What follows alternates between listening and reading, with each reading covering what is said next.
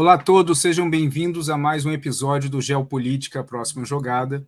No episódio de hoje eu vou falar um pouco sobre a reunião entre líderes globais, o COP26, que aconteceu em Glasgow, na Escócia, nessa última semana. Muitas coisas foram decididas, muita geopolítica acabou fazendo parte do prato principal entre os países, com alguns assuntos cruzados, algumas críticas, mas também alguns avanços. Sejam bem-vindos, então, ao episódio de hoje. Se é a primeira vez que você está assistindo, muito obrigado. Se gostar, se inscreva no canal, deixe seu comentário. E para você que está sempre aqui assistindo, muito obrigado novamente.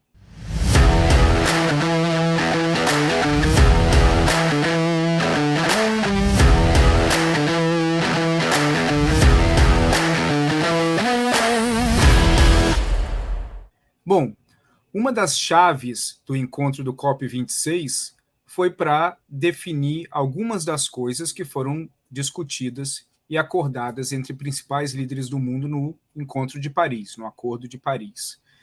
Entre as coisas que foram decididas e conversadas em Glasgow, uma das coisas que a gente pode levantar como das mais importantes foi também decidir em relação a como que vai funcionar o mercado global de crédito de carbono, que acaba sendo algo muito importante dentro da meta de impedir o aquecimento global e de proteger o meio ambiente, e, ao mesmo tempo, de definir se os países vão revisar as suas metas em relação à transição energética e também de proteção ao meio ambiente nos seus países nos próximos 5 ou nos próximos 10 anos. Entre outras coisas, discutiram também sobre a chance e a capacidade de limitar em 1 grau, 1,5 grau, o aquecimento global em comparação a médias pré-industriais. Isso é algo mais complicado, que exige uma coordenação maior, que só o COP26 não vai ser capaz de lidar, mas também outras coisas que surgiram na mesa, que acabaram sendo muito interessantes, mas que ainda não tem uma conclusão, porque a sua própria execução é de grande complexidade, é um fundo que os países ricos irão montar de 100 bilhões de dólares para ajudar países pobres a poder trabalhar um pouco mais nesse sentido de transição energética e também de se proteger em relação a qualquer mudança mais brusca em relação à mudança climática nos próximos anos. Esses 100 bi de dólares, eles são muito complexos de serem definidos, porque, primeiro, eles querem saber como e quais são as métricas de gasto disso, e como que vai regulamentar e monitorar para que esses gastos, eles, no fundo, sejam utilizados precisamente para esses objetivos. Alguns desses gastos, eles já são óbvios, já foram, inclusive, conversados ali na reunião, como, por exemplo, a construção de abrigos contra furacões, contra tornados, em Antigua e Barbuda, por exemplo. Mas existem outros gastos que não são tão óbvios quanto esses, como, por exemplo, de países que ainda não têm uma capacidade de infraestrutura total de criar algum tipo de mecanismo não só de proteção, mas também de transição. Algumas ausências que foram comentadas com bastante ênfase foram as ausências da Rússia, da China e da Arábia Saudita. A Arábia Saudita e a Rússia são grandes produtoras de petróleo, gás natural, no caso da Rússia também, e a China é uma grande importadora desses países e consumidora desses produtos e dessas energias fósseis. A ausência deles foi muito notada porque existia muito grande um interesse de tentar coordenar alguma coisa com esses países, principalmente a China, mas também com a Rússia, em relação à participação deles nessas medidas, a participação deles nesses compromissos que estão sendo desenhados e que foram desenhados a partir de Glasgow.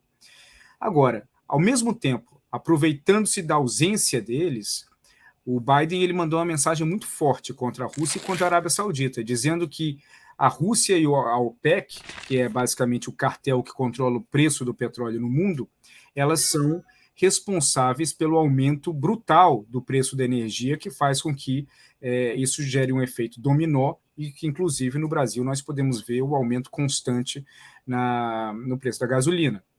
E isso acontece porque esses países eles decidiram extrair menos do solo alavancando o preço do petróleo por conta da básica e lógica da oferta e da demanda.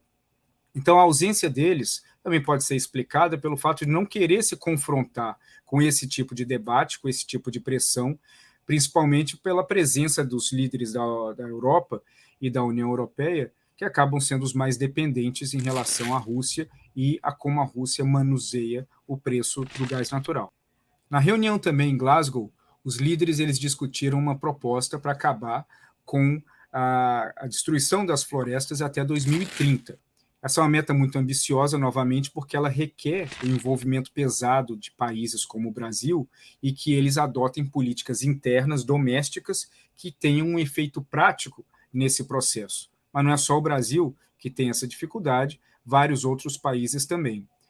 Como muitas vezes aonde dói mais é no bolso, vários fundos de investimento e instituições financeiras, elas também se comprometeram até 2025 a retirar de seus portfólios qualquer tipo de investimento que seja remotamente ligado, direto ou indiretamente, à prática de desflorestamento. Como muitas vezes aonde dói mais é no bolso, várias instituições financeiras e fundos de investimento representados em Glasgow durante essa semana, eles também se comprometeram a retirar de seus portfólios até 2025 todo e qualquer tipo de projeto de investimento que esteja remotamente ligado, direto ou indiretamente, ao deflorestamento em vários países.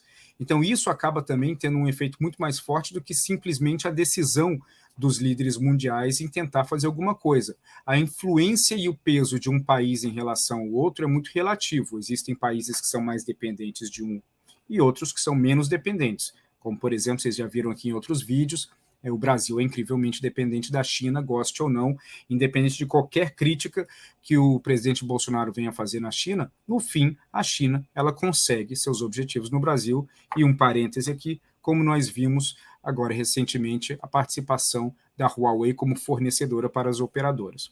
Mas voltando à questão do COP, quando se olha para fundos de investimento, instituições financeiras que detêm o dinheiro e a capacidade de emprestar linhas de crédito ou investir, aí as coisas começam a mudar de figura.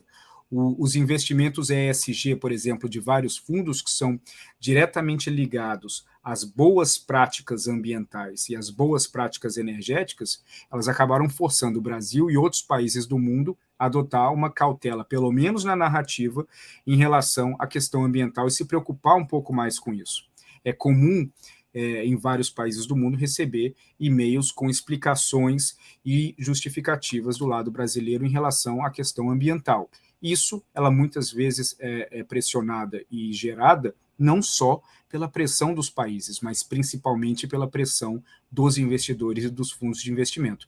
Por isso que esse comprometimento das instituições financeiras e de vários fundos em retirar de seus portfólios até 2025 vai ter um impacto muito maior do que o comprometimento dos líderes mundiais em tentar, de alguma forma que ainda não foi desenhada, forçar o fim do deflorestamento até 2030. Então, isso acaba sendo um ponto muito importante para nós observarmos como resultado da reunião do COP26. A ausência do Brasil, mais precisamente, a ausência do presidente Bolsonaro no COP26 já era esperada e não afetou em nada a dinâmica das negociações. Existem 1000 teorias por que ele não quis participar. Agora, do ponto de vista de líderes dos Estados Unidos, da União Europeia, do Japão, de vários outros países, eles já esperavam que isso ia acontecer e não houve nenhuma frustração em cima disso, porque isso não afetou a dinâmica de nenhuma conversa. Agora, a ausência da Rússia, da China e da Arábia Saudita, sim, que acabam sendo muito mais impactantes, porque esses são países bastante relevantes dentro da geopolítica global, com interesses cruzados, e que aí sim a importância da participação deles seria muito maior. Por isso, a ausência desses países acabou sendo sentida também. Por fim, é importante que as pessoas entendam que uma reunião como a do COP26 em Glasgow, ela, na verdade, ela não define nada em relação aos países que não querem participar de nada que é definido ali, o que é decidido. Não se trata de alguma imposição, se trata de uma aproximação, ou seja, o COP26 ele é simplesmente um ambiente onde a discussão ela é temática. e dentro dessa discussão temática, os países eles chegam a acordos entre eles. Agora, nada é mais importante ou nada é mais forte do que a soberania individual de cada país. Por isso que é impossível e absolutamente ilógico dizer que o COP26 ou a ONU ou qualquer outra organização multilateral ela quer impor certas coisas em determinados países. Não, essas organizações elas não impõem nada em relação aos países. Os países eles decidem ou não fazer parte daquilo em relação ao que foi definido, a partir do bom senso, a partir de objetivos diplomáticos, a partir da política da boa vizinhança, ou, como eu mencionei recentemente também, do temor daquilo que pode afetar o bolso, quando envolve instituições financeiras e fundos de investimento nessas negociações. O COP26 ele é muito importante, porque ele coloca em pauta um assunto que durante muitos anos não foi um assunto principal entre os países. Então, a partir do momento que nós temos um foco central, onde quem participa e quem tem uma palavra a dizer se catapulta para uma posição de grande influência no mundo num tema crescente, isso acaba trazendo uma dinâmica diferente, a dinâmica de uma preocupação global em relação a um problema global. Por isso que é muito importante para um país participar desse evento e de um país, mesmo que tenha objetivos e visões contrárias, que ele participe e que saiba argumentar essas visões contrárias. Então, o COP26, ele traz inúmeras perspectivas, inúmeras possibilidades de solução, mas mais importante é que ele traz vários níveis de convergência entre países que são ricos, países que são pobres, países fortes e países que não são tão fortes. Vamos aguardar como é que isso vai acontecer nas próximas reuniões, nas próximas conversas. Tudo que saiu do COP26 vai ser definido ainda ao longo de muitos anos, vai ser debatido, também de alguns temas nos próximos meses, e, no fundo, isso também vai afetar fortemente as políticas domésticas de vários países, e é isso que vale a pena observar, como que a partir de agora vários países vão adaptar suas políticas domésticas para aquilo que foi conversado em Glasgow, na Escócia. Vamos ficando por aqui, um abraço a todos e muito obrigado pela participação de vocês.